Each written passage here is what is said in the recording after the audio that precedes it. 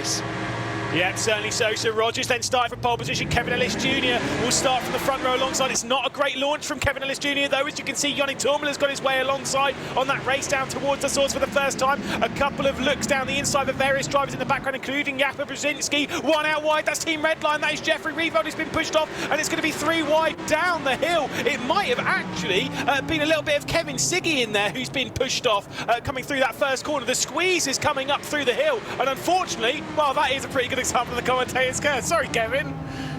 Yeah, absolutely right. Ibrahim Khan also losing out a couple of places. Jakub Brzezinski also in the mix. Look at this, 3 cars right at the back. A bit of a move there. Marco Pejic had a little twitch heading up through the Kemmel Straight. And enter now Maximilian Benneker, who looks to tackle Kevin Siggy, the man with the greatest moustache you'll ever see, now being usurped by Benneker, who looks on the outside through Malmedy. They come side by side. Oh, Siggy's round. Siggy's round. And you can just tell that he is not happy about that. Benneker and him coming together, Siggy coming off the ladder. He is down to 12th. Benneker remains in 10th.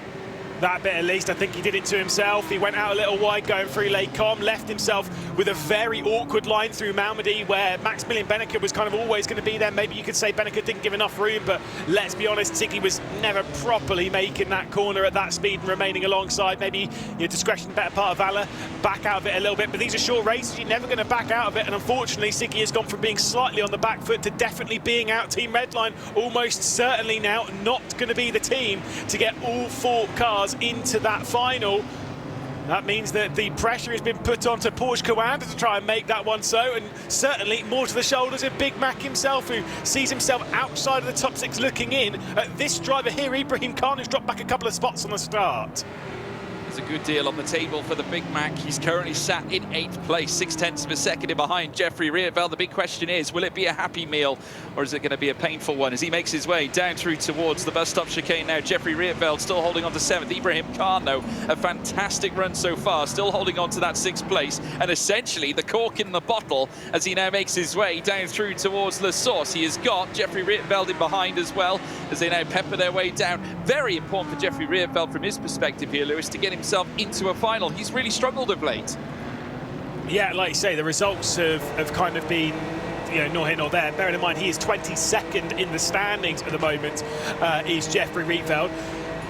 That is painfully close to the cut-off. Right now, I think he's scoring a decent amount of points, even if he finishes in 7th. That should see him push himself a little bit away from that, but he wants to be in the top 24 in the standings. He wants to go to Munich, and a final here will not guarantee it, but it'll put him in a really solid position for that final round where he won't have to put in too much work, just get himself a few decent points just to get himself over the finish line. That's a bit of a mistake from Ibrahim Khan, taking too much speed going into Lake Com, and Jeffrey Rietveld, he'll be ready to pounce in a lap or so's time. Yeah, could be massive here for Ibrahim Khan if he can book his ticket into the final of this round 7. But it's all to play for. Jeffrey Rietveld hot on his heels. Mac Backham still in 8th place as well, with Jakub Brzezinski still in 9th. Maximilian Benneker obviously off the back of that contact with Kevin Siggy. Just waiting to see. I'm wondering, obviously, will the stewards have any say in this? And this is the moment. Kevin Siggy very tight heading through Malmedy, but the door was shut. Interesting moment there indeed. And obviously, Benneker coming together with him on the outside of Malmedy. I'd really like to see the replays and such from the race start. I really want to see what happened to Kevin Siggy there, because it did seem as though, I mean, he got squeezed off. Whether he was squeezed off, whether he was going for a gap that wasn't there or anything, you know, on the race start here at Spa, anything can happen like that. So we'd have to really take a long look. It's kind of one of those things that for a lot of these incidents, you can take a look at it from 3 different angles, 4 different angles, and have a completely different opinion. That's why race control, they get to see it from every angle, as many as they want to come to a concrete decision on it. I still don't know where I'd stand. Again, that Siggy one, I can see it from both sides. I can see it him going for an audacious pass down the inside that really wasn't going to work. I can see it as well that Max Benneker did not really give the room. For me, if you're seeing it like that, probably a racing incident. Ooh. Oh, we've got a bit of a tie-up as well, further back as well. Still Ibrahim Khan now trying to face off with Kaiki Oliveira. Got very deep into the bus stop there. And as a result, it got very close as well with Jeffrey Rietveld in behind. I get the feeling eventually it's going to come down to one big crescendo as Ibrahim Khan, oh, big moment heading through La Source now. And how's that going to affect his exit heading out of turn 1? They've got turn 2 and 3 coming up next, Eau Rouge and Raidillon, and Jeffrey Rietveld must be licking his lips at the prospects of taking on Ibrahim Khan here up the long straight here at Spa as they hurtle through over the crest very, very shortly through the Kemmel Straight. There you can see Team Redline's only Jeffrey Rietveld looming large in behind that of Khan, getting closer and closer up towards Laycom. Is he close enough to make the move? That is the big question. Has a look, not able to execute at this point, but Ibrahim Khan, a very scary moment heading through La Source. Yeah, that's certainly so. I mean, they're so easy to do. You're just overdriving it that ever so slight margin again. It's one of those things that's going to build a little bit of tyre temperature as well, which you do not want. It sounds like it's great. Oh, yeah, build a little bit of tyre temperature, maybe some more grip. No, absolutely not. All it does is it snowballs. You then start losing grip, which then causes you to slide a little bit more, which then causes you to overheat, which then causes you to lose more grip, which then causes you to slide more. It's one of those really vicious cycles that Ibrahim Khan needs to kind of almost underdrive it just for a couple of corners before he can then get back onto the fight. But whilst he sat so far under the rear wing of Kayaki Oliveira, he's also got Jeffrey. You can't exactly lift off for a couple of corners. You will just get pounced on. You will no longer be inside that top six. At the moment, doing a very solid job. We're still very early days in this race. There's still plenty of laps and plenty of opportunities for the Team Redline driver of Jeffrey Rietveld to make his way through. Whilst Khan has a slipstream of Oliveira, things will be okay. If he loses that, this will be a very, very tall order. Certainly will be. Kayaki Oliveira, incidentally, best performance so far this season was at Spa, where he did make it to the final, finishing P7 in that particular race. If he stays here, he'd be booking his place in another sequential Spa final, as we're now seeing Jeffrey Rietveld get closer and closer to Ibrahim Khan. Now P6 on the table. Rietveld looking to break the hoodoo. That, of course, him struggling in recent rounds where he hasn't managed to secure the big results that he may have needed to get through. Was in consecutive finals back in round 2 and 3, quarter-final since then, and then a semi-final after that.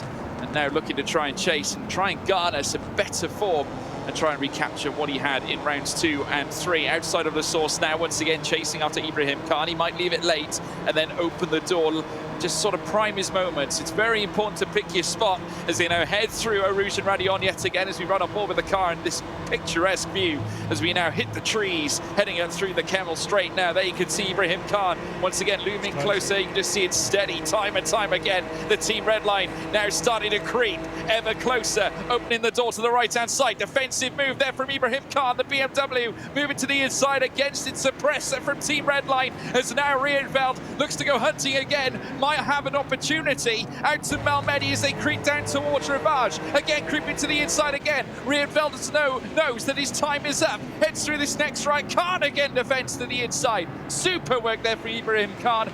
Moving. It's ever so dangerous up through towards Laycom, but he pulled it off. Yeah, I've got to say that Laycom bit, that might have been a bit reactionary. That might have been a little bit too much. Now, I'm not sure what the rulings are when it comes to being reactionary on defence, or whether you have to be proactive, whatever you have it. It's not a penalty, no doubt at all.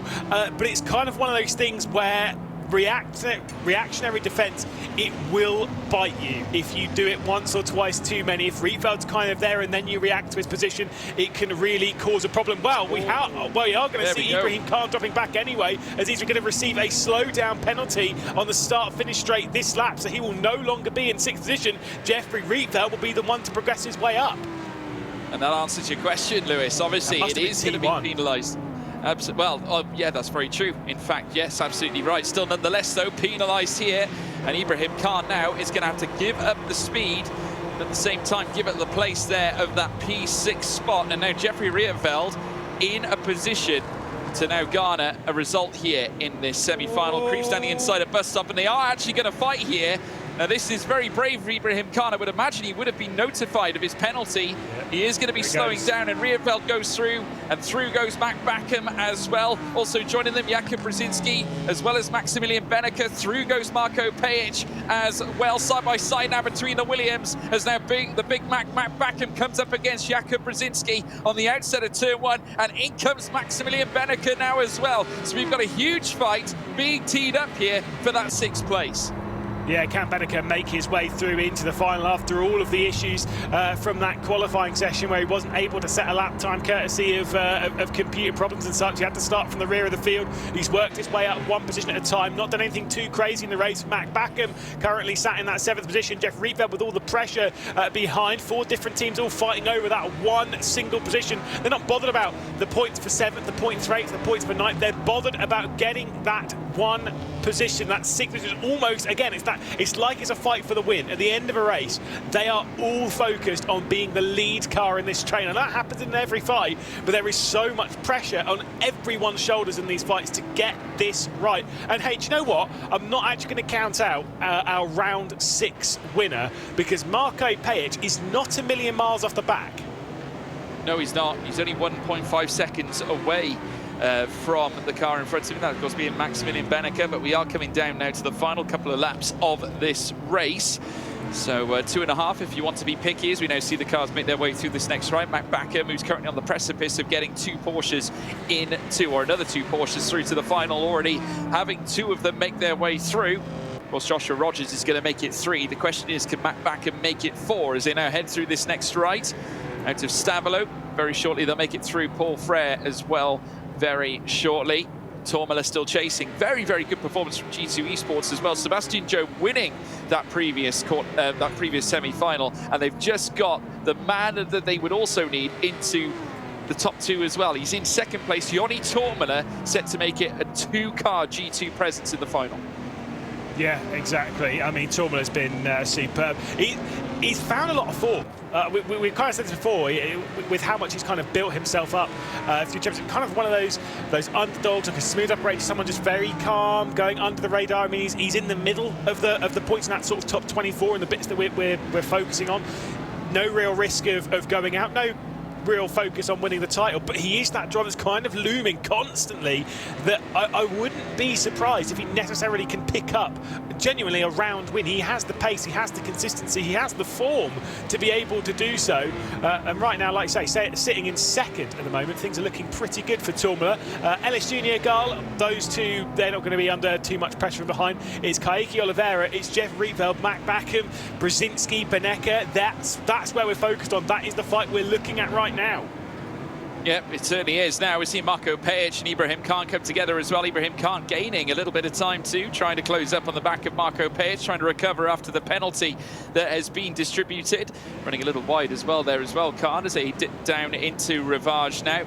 Keeping tight to the inside, Marko Pejic, as he coasts the car around. He has lost quite a considerable amount of time to Max Beneke up in 9th place. But obviously, of course, the fight for points is still very much in hand, and Ibrahim Khan doing his utmost to try and deliver for the BMW team as they whip through this next left at Pouhon.